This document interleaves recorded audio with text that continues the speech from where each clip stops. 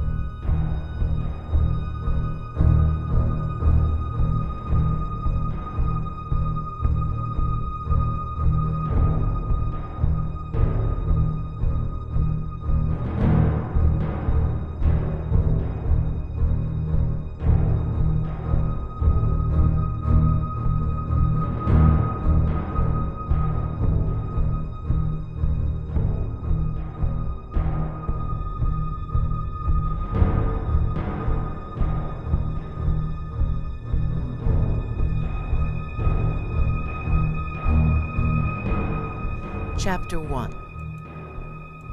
At precisely 0 hours UT, or midnight Universal Time, the image of the tortured man erupted onto the world's most popular website. The first 6 words he spoke would be remembered forever by everyone who heard them. "I am dead. I was murdered." He was speaking Russian on the screen, but at the bottom his tragic story was retold in virtually any language one desired, with the press of a key. Secret Russian Federation police had beaten confessions of treason out of him and his family. He'd managed to escape and make this crude video. Whoever held the camera had either been scared to death, drunk, or both, for the grainy film vibrated and shook every few seconds. The man said if the video had been released, that meant he'd been recaptured by the government thugs and was already dead. His crime? Simply wanting freedom. "There are tens of thousands just like me," he told the world. "Their bones lie heavy on the frozen tundra of Siberia, and in the deep waters of Lake Balkhash in Kazakhstan. You will see evidence of this soon. There are others who will take up the fight now that I am gone." He warned that while the world had focused on the Osama bin Ladens of the world for so long, the old evil, with a destructive force 1,000,000 times greater than the combined Islamic renegades, was clearly back and deadlier than ever. "It is the time the world knew the whole truth," he shouted at the camera, then broke down in tears. "My name is Konstantin." "My name was Konstantin," he corrected. "It is too late for me and my family. We are all dead now. My wife, my 3 children, all gone. Do not forget me and why I died. Do not let my family perish in vain." As the man's image and voice faded from view, a mushroom cloud lit up the screen, and superimposed on the bottom of this horrifying visual was the ominous tagline, "First the Russian people, then the rest of the world. Can we afford to wait?" The production values were rudimentary, the special effects amateurish, but no one cared about that. Konstantin and his poor family had made the ultimate sacrifice so that the rest of the world would have a chance to live. The first person to see the video, a computer programmer in Houston, was stunned. He emailed the file to a list of 20 friends on his share list.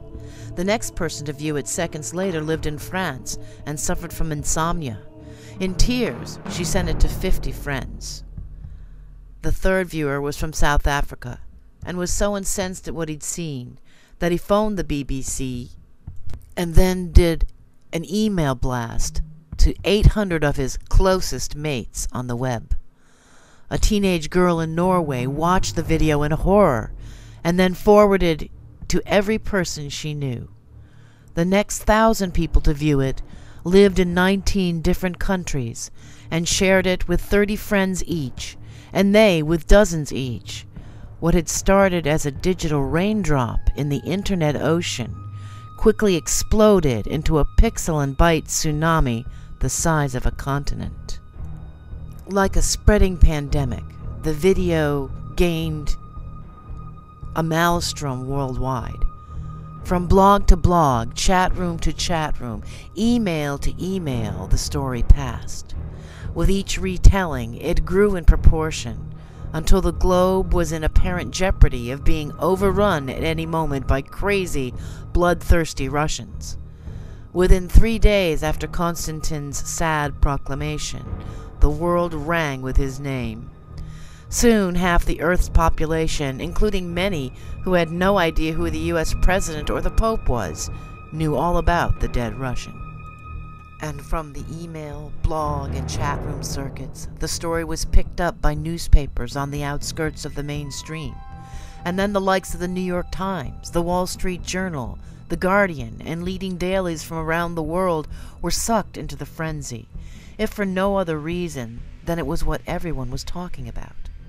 From there, it hit the global TV circuit, with everyone from Channel 1 in Germany to the BBC, to ABC News and CNN, to government-run TV in China, heralding a possible new doomsday era. And from there, it became firmly planted in the world's collective mind, soul, and conscience, becoming the #1 story to such an extent that there were no other stories anyone cared about. The rallying cry of "Remember Konstantin" was heard on the lips of people on all 7 continents. The Russian government issued emphatic denials to all of it. Russian President Gorshkov even went on international television to denounce it as a complete and total lie, and offered up what he called slam-dunk evidence that no such person as Konstantin had ever existed. Yet not many people believed him.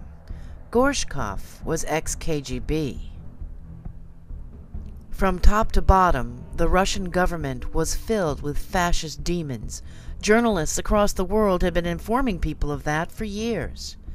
It was just that up to this moment, no one had really cared because, well, it hadn't interfered with their lives. Now they had dead Konstantin and a mushroom cloud on the internet, telling them that it suddenly mattered very much. There were certainly plenty of skeptical people out there who held serious doubts as to who and exactly what Konstantin and his video were actually supposed to represent. These same people would start to investigate the supposedly dead man and his story. Yet for many others, they had heard and seen all they needed to unequivocally make up their minds.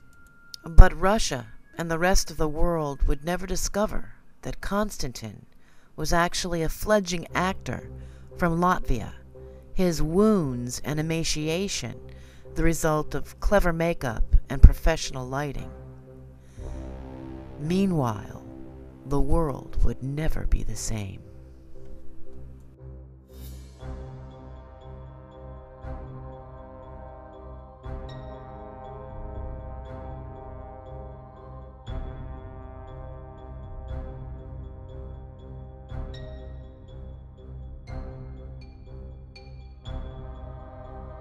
So I think you can see why this book dramatized to me what can possibly be done with media. And it also emphasized that we must be very careful and search diligently to find the whole truth.